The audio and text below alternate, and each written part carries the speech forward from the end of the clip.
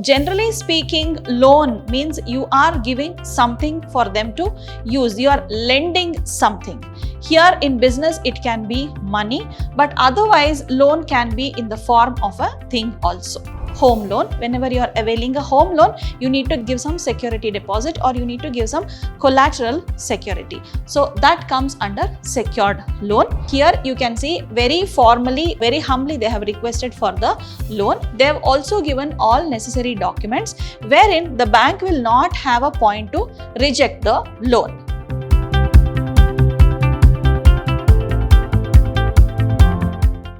Hello everyone.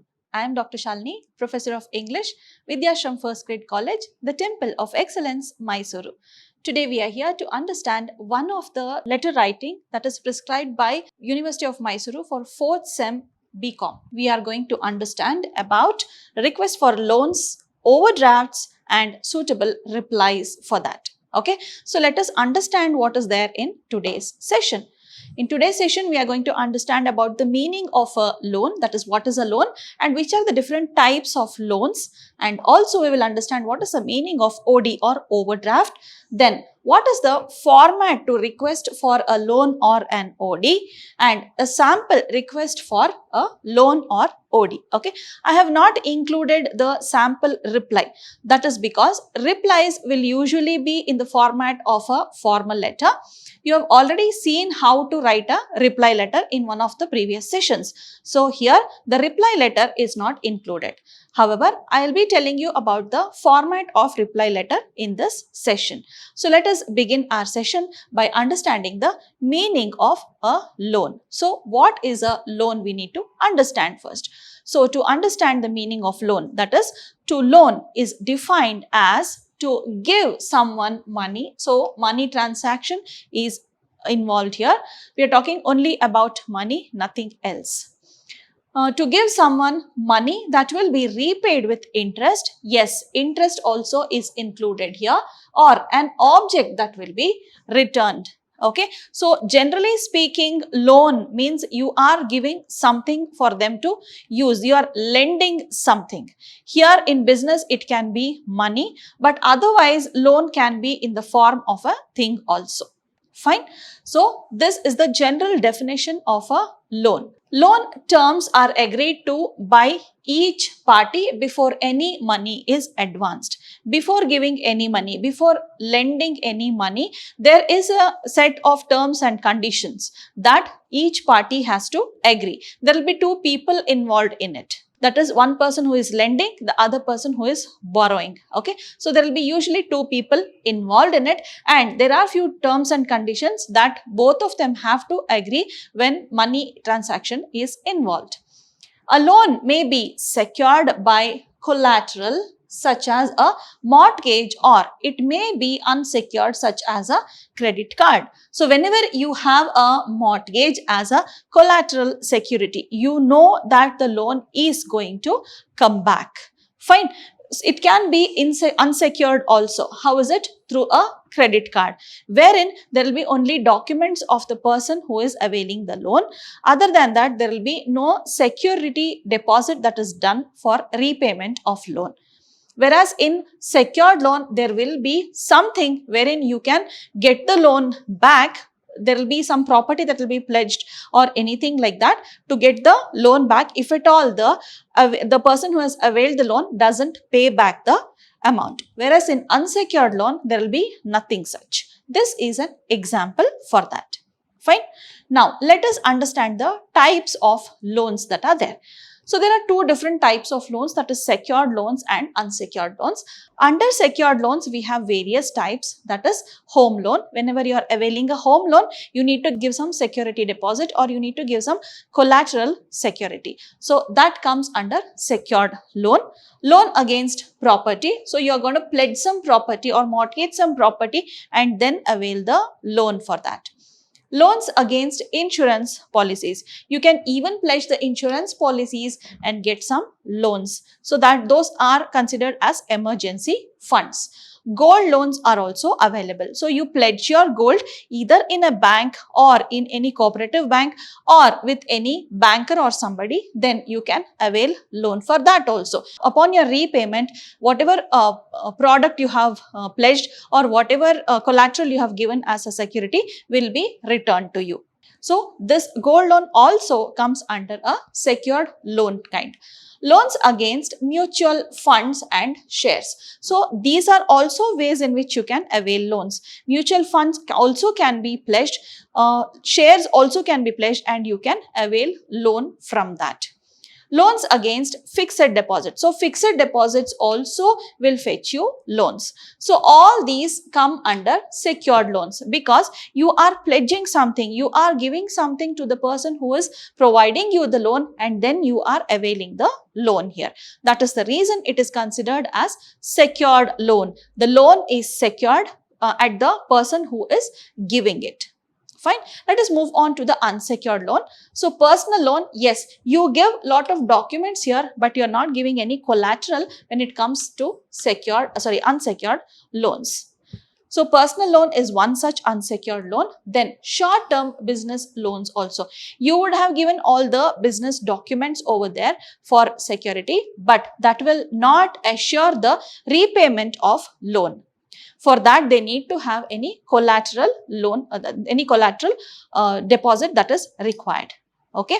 So here it is short-term business loan that comes under unsecured loans. Then we have flexi loans, like the varied interest and all. So that way it is actually flexi loan. It is flexible loan for us. Then we have education loan also. So that is based on a few documents that are given by the students to the bank or some organizations which provide these educational loans. So they can start paying back after they get a job or maybe after a fixed time period. Fine. So this comes under unsecured loan because students are not giving any collateral security over here for assurance of paying back of this loan. Then we have vehicle loans. You pledge your vehicle and then get a loan that comes under secured loan. Okay. So here vehicle loans also come under unsecured loan over here. Fine.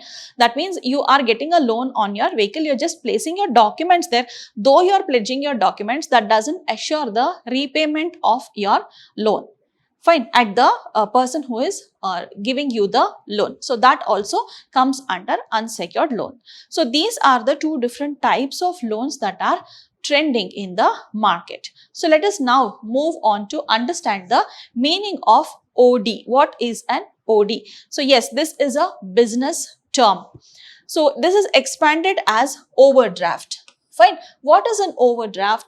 This is actually, this overdraft lets you to borrow money through your current account. So this is something related to current account. Whatever personal account you open in banks, those are all savings account. So whatever business account you open in the banks, that will be current account. Fine. So current account, by taking out more money than you have in the account. So suppose you have say an amount of 1 lakh rupees in a current account, you can borrow more money. So OD limit will be set by the bank based on the transaction that you do. Okay. So here you can withdraw more money. Suppose you have 1 lakh of money in your bank account, that is current account, you can withdraw up to 3 lakh or maybe 5 lakh. So I'm just giving you an example that purely depends on the terms and conditions of the bank and the transaction which you do. Your transaction history is good, then of course it will be a very clean way of getting the OD done. Fine. So this is nothing but OD, that is overdraft, borrowing more money. That is also a kind of loan, but you'll be borrowing more money in comparison to what money you have in your account. Okay. So let's now look at the format of this loan or OD request. What is the format in which you have to write this OD? So here is the format. So you have to write it in, you have to enclose this in a box. So that thing you have to keep in mind. Okay, you are enclosing it in a box. It starts with the name of the company or institution. You can either write it under a letterhead or you can also write it in a plain sheet of paper with the name of the institution that is there on top. Okay, so name of the institution or company will be there on top first, then comes the phone or the contact details here. Okay, so then comes the phone or contact details. On the right side will be the address and the date. Okay, so yes, this follows the format of a formal letter only. Okay, but since you are enclosing this in the box to show that it is a letter, you are writing it a little slightly different. Okay, the address will be on the right side. So you are going to make it in the format of a letterhead only. Fine, letterhead will follow this format only. It is like this, and it will start with the name of the company, right? You have already seen that, right? Letterhead will have the name of the company first. Fine, then phone number, that is the contact details, then the address. Of course, date will be there. Date will be in an elaborate form. Usually you write it in the elaborate form only. Okay, so then we have this recipient's address, to whom you are writing. Okay, so that you will be writing it here. The recipient's address will be there. Then comes the salutation. You remember salutation, you address the person how you are addressing. Okay, dear sir, respected sir or madam, whatever it is. If you know the person, like you know it is a man or a woman who is heading the institution, you can just say, or the concerned person whom you are writing the letter to. If you know if it is male, you can say sir. If you know it is female, you can write it as madam. If you are not aware of who that person is, you can just mention respected sir or madam. Yes, that is what you are going to do in any of the formal letters, isn't it? So salutation will come next. Next comes the body of the letter. Okay, so actual content of the letter will be here in the body of the letter. Yes, let me just tell you here, this as I told you, this follows the format of a formal letter, but here the subject line is optional for you. If you want to write a subject line, you can mention it. If you don't want to do it, you need not have to do it. But mentioning a subject line will not deduct marks for you. Okay, so just if you want, you can do it. But since you are writing a very short letter, okay, and the introduction paragraph in the you are going to mention what you are talking about in the introduction. So you need not have to mention it in the subject line again. Yes, coming to the end of the letter, after the actual content, that is the body of the letter, you will write the introduction, the main content. At last, you will have this closing paragraph also. Okay, then you will have this salutation again, complimentary close or the closing salutation. Then comes the name of the person, then comes the designation. Okay, so what is the designation of that person who is writing the letter? Fine. So let me just tell you here, recipient's address. Okay, if you know the designation of the person you are addressing, so you can write the designation here. Okay, you can write the designation of the person you are writing the letter to. Okay, so this is the format for a loan or OD request. Okay, so this is more or less related to the request letter you have already learnt. Fine. This I took it up because though it follows the format of a formal letter, it is slightly different. Okay, the places of few things vary here. That is the reason I have taken it up. Okay, reply letter usually follows the format of a formal letter only. You need not have to learn it separately. You can follow the format of a formal letter. Now, let us see a sample letter, okay, that is written for request of OD or the loan. Let us have a look at the sample. How is it written? So here you can see this is written by Super Stationers Private Limited. You can consider this as a letterhead also, or you can consider it as a letter written on plain paper also. Okay, so first comes the name of the institution. As I told you, the company which is writing the letter. Okay, so name of the company comes first, then comes the phone number as we saw, then comes the phone number. Then on the right part, you have this contact address. So this is the address and the date. As I told you, date will be in elaborate form. Okay, so 15th February 2004, it's in elaborate form. You are not writing it by putting some dot or slash or anything. You are not writing it this way. Okay, you are not writing it this way also. Okay, so both are not allowed. You have to write it in elaborate form only. Okay, so then we have this address also above the date. Then we have the recipient's address here. As I told you, you are writing it to some person, isn't it? So this shows the designation of the person you are addressing the letter to. Okay, so designation can be written here. Okay, then the address. Okay, so this is written to the manager of Axis Bank, Tyagaraja Road in Bangalore. Okay, so this is the address of the recipient. Then we have the salutation. Okay, yes, dear will not be used in a formal letter. But here it is used because you know the person, you have a close contact with the person, business relationship you can say. Okay, so this you have with that person, so you are allowed to use dear sir. Apart from that, you can also use respected also if at all you don't want to use dear. Okay, instead of dear, you can also use respected, that doesn't matter. Fine. Then we have the actual content, but this is divided into intro paragraph. Okay, you just introduce the subject what you're writing, then the actual content. Okay, this will have the actual content and this will be the closing paragraph.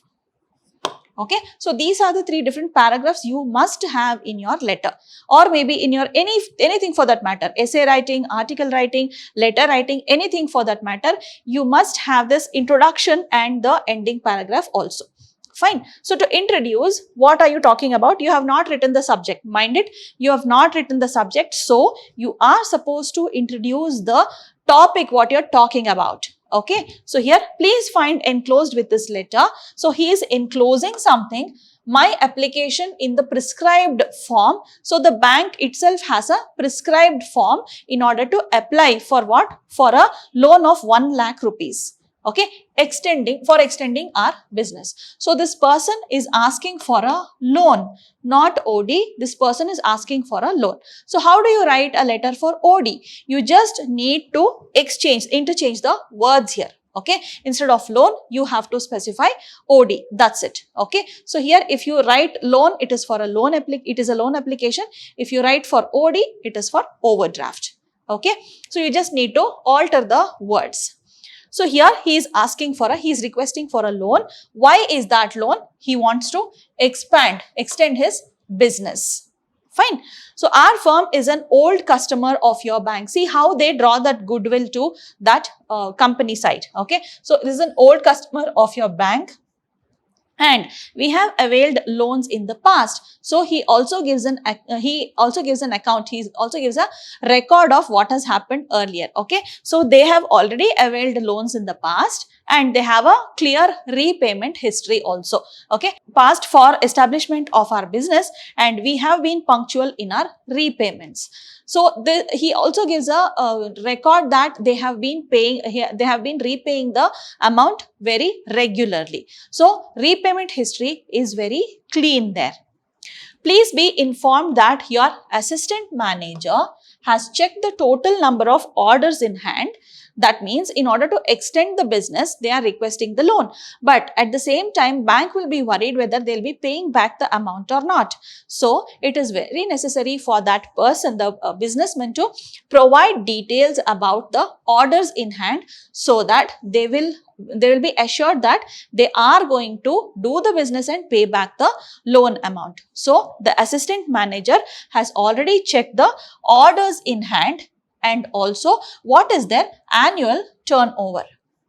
Okay, so all necessary documents along with sketches for expansion of the building are also enclosed. So these are the necessary documents that are enclosed here. So the sketch has to be enclosed because they want to make sure that how much they will be expanding.